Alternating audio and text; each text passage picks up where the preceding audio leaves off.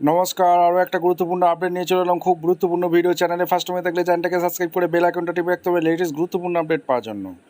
অন্নপূর্ণা ভাণ্ডারের টাকা ঢুকে গেল।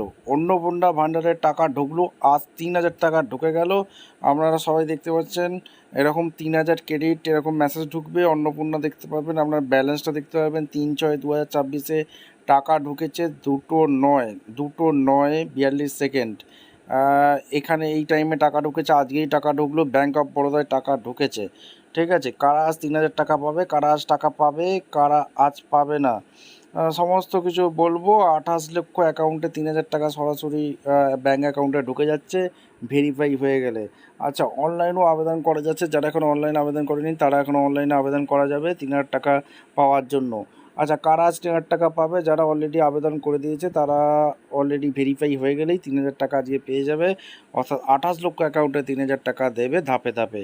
কারা আজ টাকা পাবে বলে দিল, আর কারা আজ পাবে না, যারা এখনও অনলাইনে আবেদন করা অনলাইন বা অফলাইন আবেদন করেনি তারা কিন্তু টাকা আজকে পাবেন না।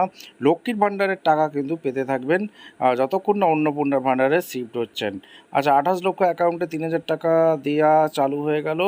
এবার আস্তে আস্তে সরকার টাকা দিতে শুরু অলরেডি করে দিয়েছে, দেখতে পাচ্ছেন। আপনারা অবশ্যই কারা কারা টাকা পেলেন কমেন্ট সেকশনে জানাবেন। দেখা হচ্ছে কোনো পরবর্তী ভিডিও। ধন্যবাদ।